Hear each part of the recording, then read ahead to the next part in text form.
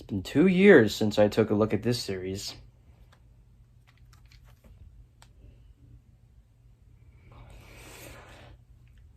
Okay, fair enough. Let's get started.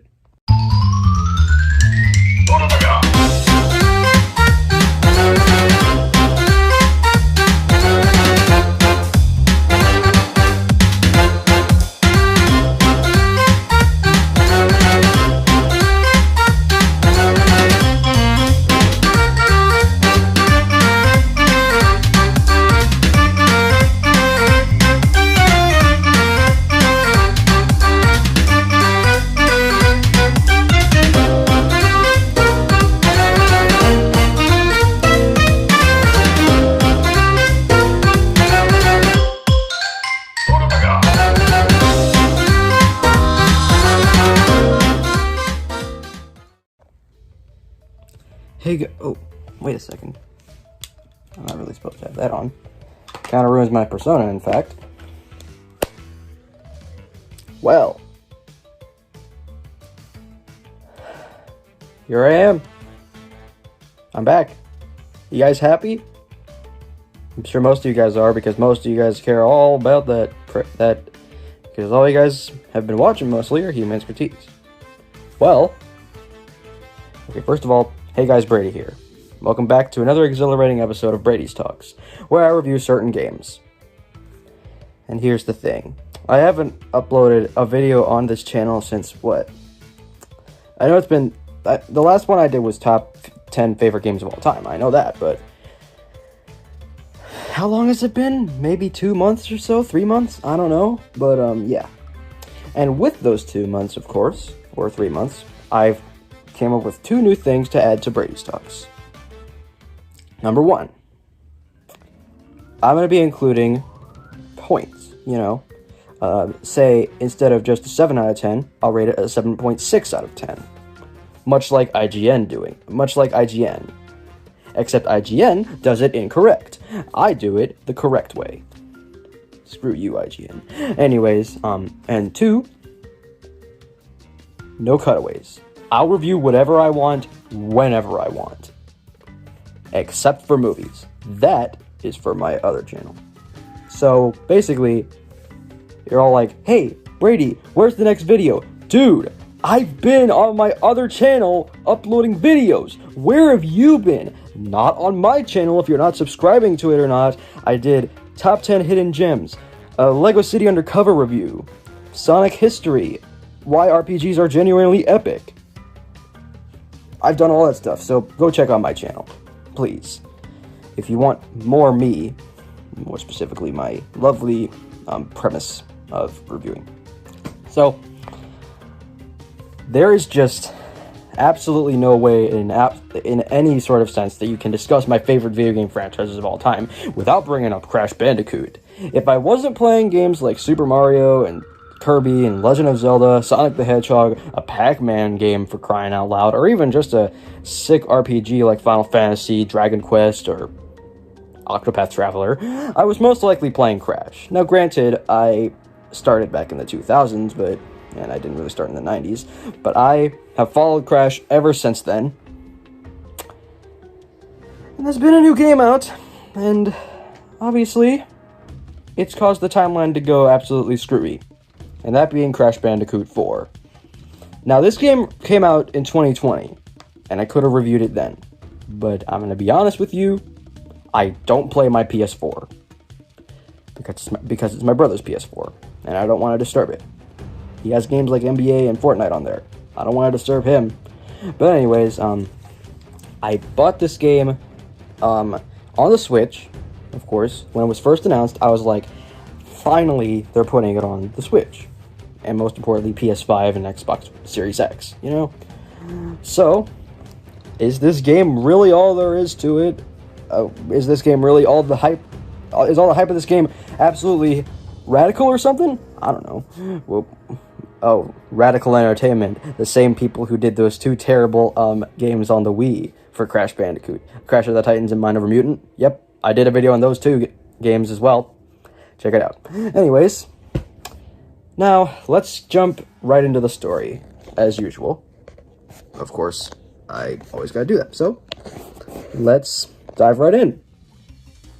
So, the story this time is that it takes place directly right after Crash Bandicoot 3. You know how at the end where Cortex and Entropy are fighting for Uka Uka as toddlers?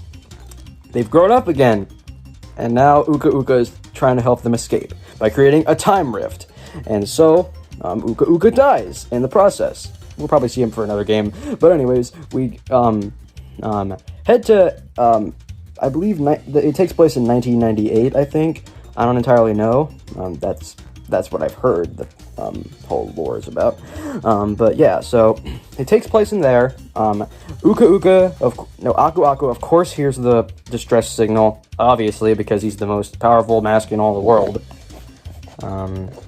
So yeah, and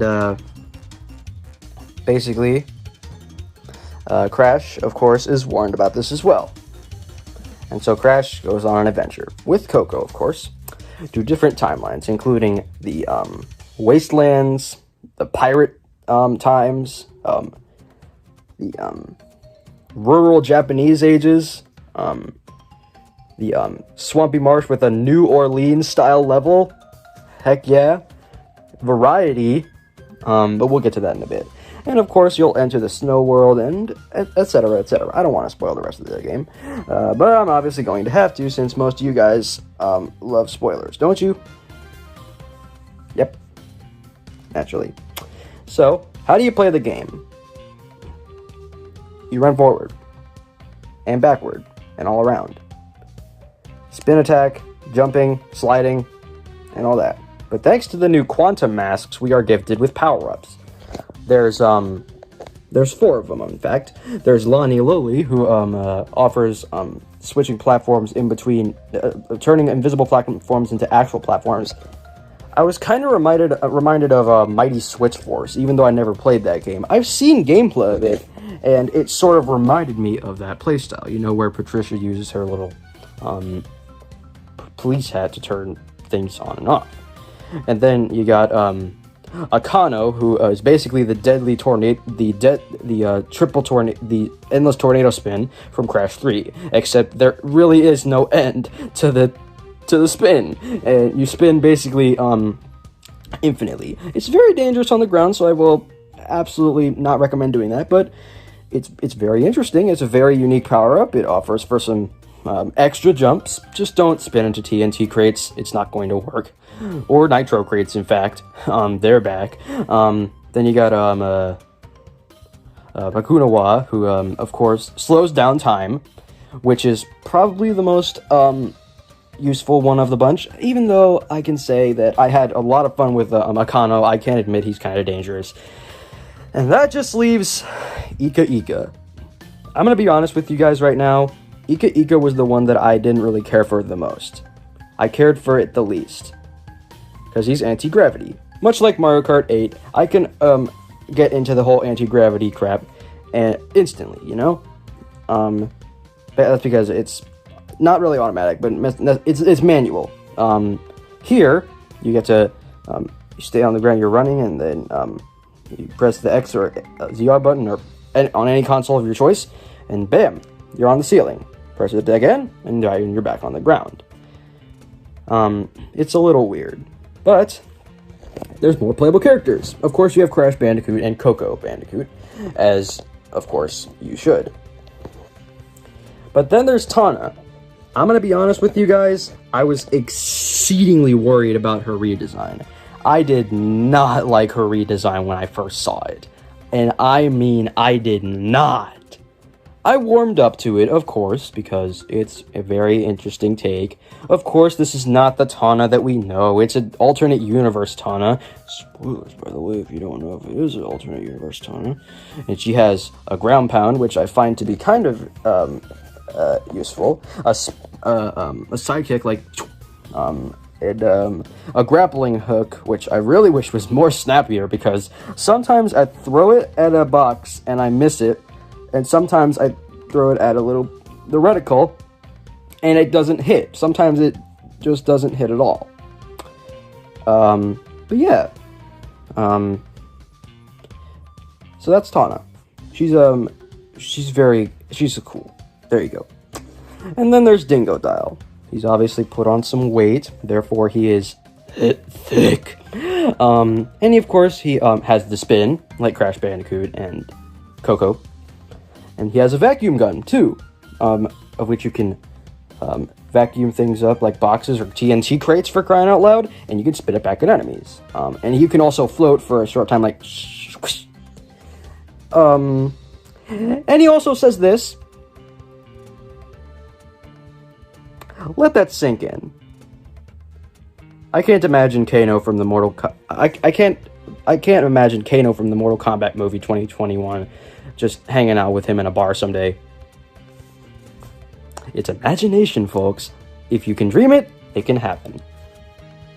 Take notes from the man himself. Anyways, and then there's Cortex. To be fair, he's probably the one that I was the most excited about, because he's had a playable appearance before in Twinsanity, but I'm being honest with you, he's kind of the least good character, even though he does seem like a very interesting concept. I mean, he's obviously had a playable appearance before, like I said, in Twinsanity, along with Crash, of course. He's got his laser gun, of which you can turn enemies into rocks and blobs, bouncy things. And you can also do a headbutt dash. It's a cool idea, but I hate the cooldown animation that happens after you do that. It screws me up, and it makes me die instantly. I really hate that. Like, I really do. It's a cute animation, I know, but it's a cute addition, but it's not really needed. As for the rest of the gameplay, Toys for Bob, who is the developer of this game, it's not Beanox or Vicarious Visions. Toys for Bob, who also made Skylanders and Spyro Reignited. So yeah. You learn something every day. Toys for Bob clearly had a Crash Bandicoot 2 childhood. I wouldn't be surprised if they actually had a gold casing with Crash 2 and 3 in it. I can't imagine that. At their headquarters? That would be sick. But anyways, there's of course different levels and different gems to collect, and relics, of course. Why not? You can also collect flashback tapes, of which you can play those in the game as well, which are flashback test tapes of Crash and Coco testing Cortex testing Crash and Coco before unleashing them into the world to create anarchy, quote unquote, and if you do exceedingly well without dying whatsoever, you get the insanely perfect relics, which, in all honesty, I've gotten a few of them, but only in the first few levels, and sometimes in the flashback tapes, and that's basically it. And the gems are spawn of Satan. The gems can go frick themselves. Sure, there'll be 3 gems that you get once you fill your Wumpa gauge with your Wumpa fruit. Those are easy to get, don't worry, those are very easy. But sometimes you'll find yourself with an all boxes gem, which you gotta hit all boxes. It just makes no sense. And also, a hidden gem as well. They're also pretty hidden, no pun intended, literally. And then you basically gotta get every gem in order to get these costumes, which I think are an excellent addition to this game. The costumes look amazing. They even have a classic skin for both Crash and Coco.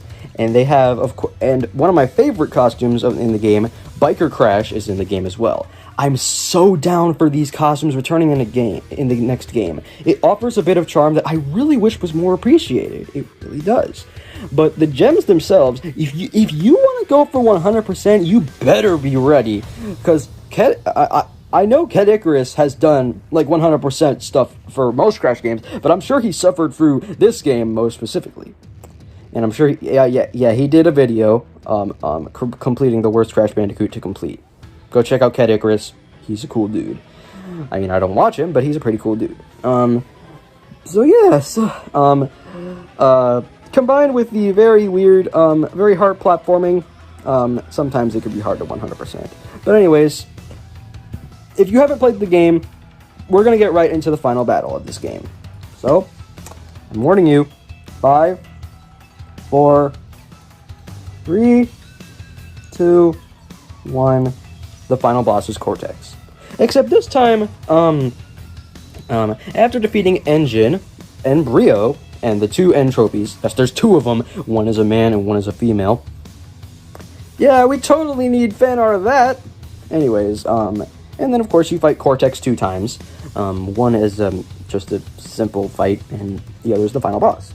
The final boss is actually pretty hard, but it's not that hard actually. I went straight through it. I swifted right through it. I don't even think that makes any sense in the long run, but I digress.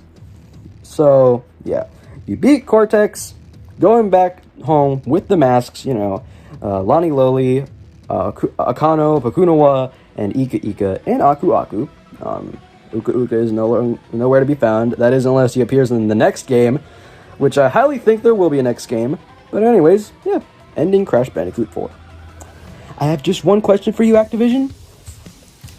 Do Spyro next. Please. Spyro 4. Do it. Now. Since you have the Reignited trilogy under your belt, you need to get to work on Spyro 4. And it needs to be good, just like the Reignited trilogy. So anyways, overall, if you go past the stages as quick as can be, not giving a flying frick about the 100% completion, this is a fantastic game. One of the best games in the Crash Bandicoot franchise, and definitely one of the best platformers in years that I've played personally. I beat the game, and I can easily say that combined with everything that's packed into it, including the different characters, the different levels, the gems are horrible to collect. They offer some costumes, but you don't really need those that is unless you don't want to go for 100%. Yeah, this game is fantastic, which is why I'm giving it a 9.7 out of 10. I'm going pretty high. I'm almost at a 10 out of 10. Just a few bad things about it that I'm not going to say, but yeah. 9.7 out of 10 for it being the sequel that we all deserved and that we all needed. Just what the Bandicoot ordered. Technically, for having epic level design and awesome costumes to boot, and having a few new additions, including new playable characters, new everything basically, new redesigns. This version of Crash, I just really wanted to hug the frick out of this guy. He's so animated, and I love it. I really do. So yeah, that's it for Crash Bandicoot 4. I'm back, guys, so that means I can make videos again. Yay! Hooray! Huzzah! Now, if you want more of me, check out my other channel. I do movie reviews as well. So yeah.